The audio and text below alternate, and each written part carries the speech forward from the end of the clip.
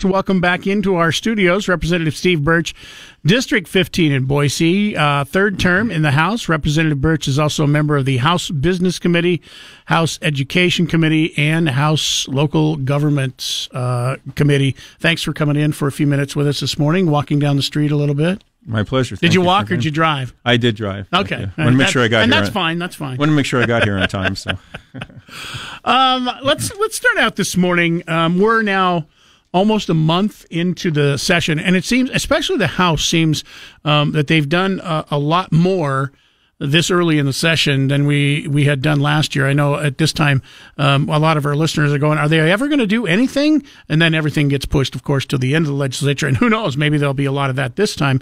But I want to talk, now that we've been into it a month, with the issues that are being brought up so far. Are these the issues that most voters are concerned about that we're starting to see so far in the first part of the legislative session? Well, it's a great question because, the House is doing a lot of stuff. The question is, are they doing the right stuff? So Boise State University every year does a survey of the public, and they do a very thorough cross-section of inputs from everyone in the entire state.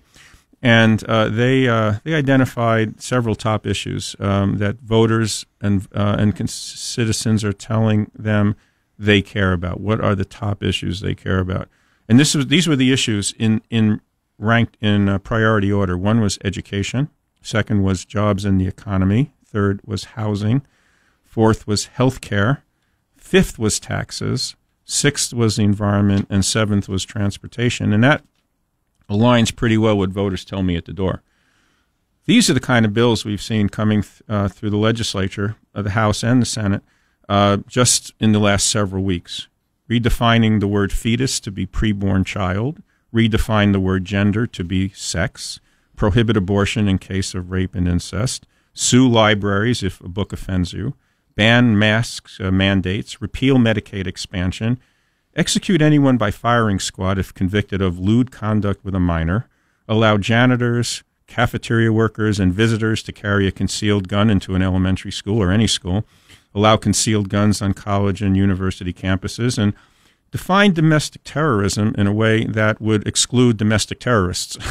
And this is the stuff that apparently the majority party thinks is what's most important. And to me, it's totally out of touch with what voters really care about and has a profound impact on their lives. Why is the legislature out of touch? It's an election year. And so a lot of the folks in the legislature a lot of these bills are written to appeal to a very small but very motivated, energized audience that votes in Republican primaries. Okay. Because it doesn't take very much to win a Republican primary. And if you don't have a challenger in November, if you win in May, you've won in November. Let's talk about fiscal policy. How much did the legislature exclude last year?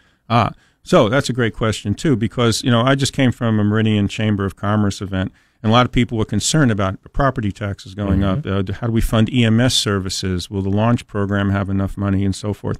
And the answer to all these questions is money. So the question becomes, where does the money come from?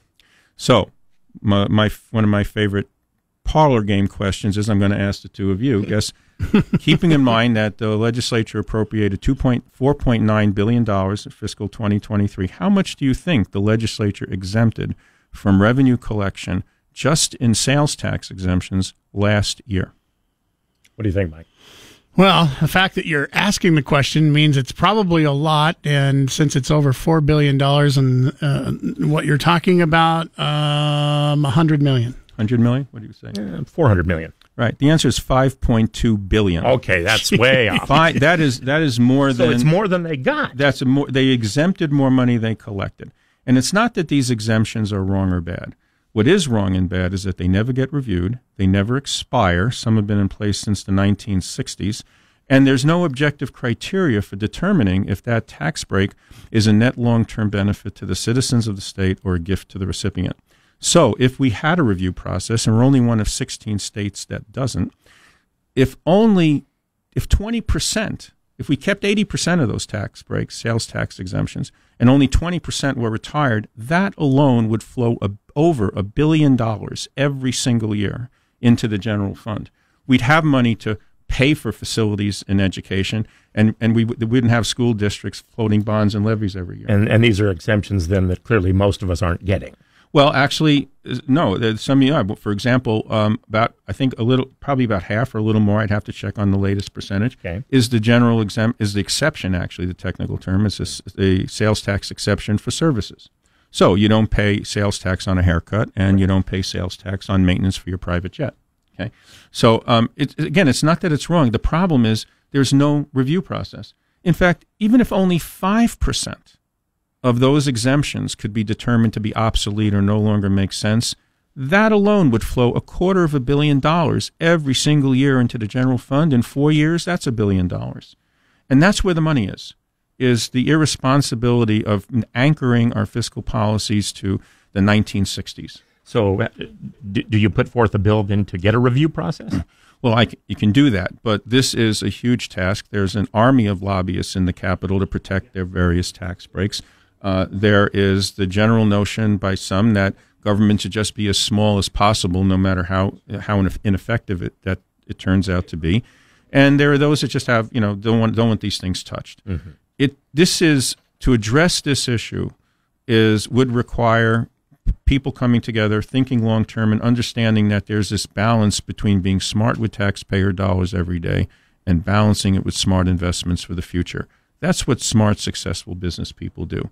No organization or no state, especially the fastest state in the nation, fastest growing state in the nation, ever survived or thrived simply by cutting costs. And they're going to be looking at yet another decrease in the income tax rate, which will take another $60 million off the table.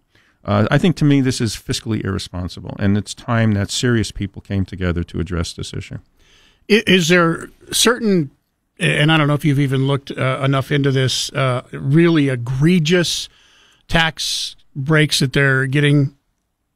For instance, I mean, you're going to get a lot of pushback from people who go, well, I don't want to be charged, taxes on my haircut. I don't want to be, my teenage son who mows my neighbor's lawn. I don't want to have him, all of a sudden having to pay taxes on certain things like that. So I think you get a lot of pushback from the voters on certain things like that. But are there really egregious things, as you mentioned, that if you did have an overview and look into this, that you could find enough people that would agree and say, yeah, we probably shouldn't be giving them a break? What's egregious is that school districts float bonds and levies every single year just to keep the lights on and just to be able to hire enough teachers to keep class sizes under 40 kids. I think people actually wouldn't mind paying sales tax on a haircut if, in fact, they didn't have to vote on school bonds and levies every single year. So there's a cost that goes with not addressing an issue like this when you take so much money off the table that it winds up costing you in other ways, whether it's actual dollars or decreased services like EMS services. There are parts of the state that have 45-minute wait time before you can get an EMS service. It's volunteer effort. It's a crazy quilt and patchwork of volunteers providing these services. It really requires stepping back. So what I'm interested in is a review process. Right. That's what we really need. Has objective criteria, and that recipients of tax breaks need to come to the table to justify why that tax break should be renewed. And if they can make the business case, absolutely. You brought up education, or the schools anyway. Yeah. So let's talk about the possibility of privatizing public education, or simply, I guess that there's something brand new about the Public Charter Schools Administration, a new decision, and vouchers and everything. What's going on? They're two separate issues. So we had a bill yesterday in House Education that was a rewrite of the charter school statute, which has been a collection of bills over the last 25 years or so, and they were trying to streamline it and so forth. But the actual title of the bill was Accelerate Charter School Act.